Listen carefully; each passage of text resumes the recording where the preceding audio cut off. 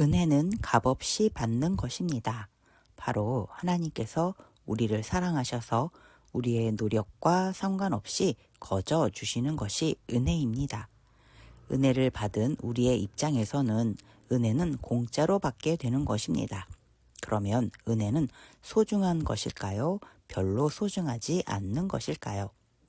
공짜라고 별로라고 가치 없다고 여기는 것은 하나님의 사랑을 헛되게 만드는 것입니다. 하나님의 은혜를 가치 없이 만드는 것이 됩니다. 하나님이 우리를 사랑하셔서 주신 것이 은혜인데 그것이 우리에게 별로 의미가 없는, 가치가 없는 그런 것일까요?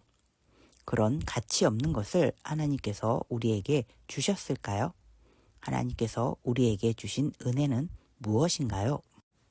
고린도후서 6장 2절 이르시되 내가 은혜 베풀 때에 너에게 듣고 구원의 날에 너를 도왔다 하셨으니 보라 지금은 은혜 받을 만한 때요 보라 지금은 구원의 날이로다.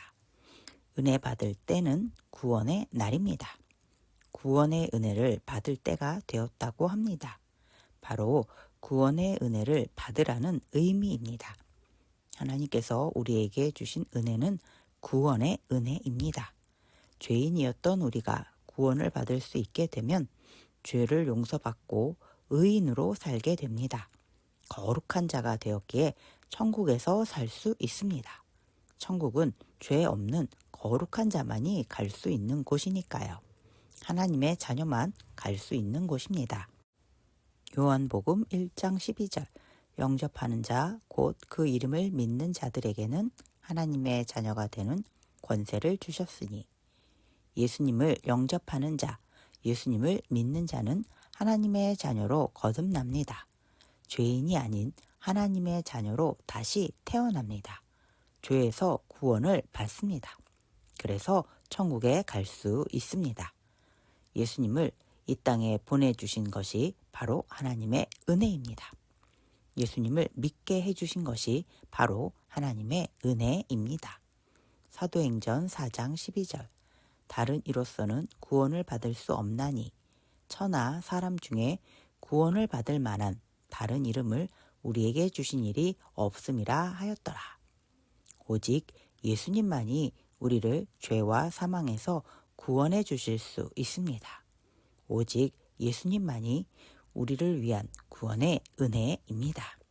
그런데 예수님 외에 다른 것으로도 구원을 받을 수 있다고 한다면, 예수님 외에 다른 것으로 구원의 은혜가 있다고 한다면, 그것은 하나님의 은혜를 헛된 것으로 만드는 일이 됩니다.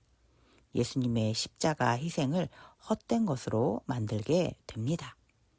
하나님께서 우리를 사랑하셔서 우리를 죄와 사망에서 구원할 수 있는 구원자로 보내주신 분은 오직 예수님 한 분뿐이십니다. 예수님만이 하나님이 보내신 우리의 구원의 은혜입니다. 극일교회 어린이 여러분, 예수님만이 하나님이 보내신 우리의 구원의 은혜이심을 잘 믿는 어린이가 됩시다. 예수님만을 소중히 여기며 살아가는 어린이가 됩시다. 예수님을 보내주신 하나님의 사랑을 잊지 않고 항상 감사하며 살아가는 멋진 믿음의 어린이가 됩시다.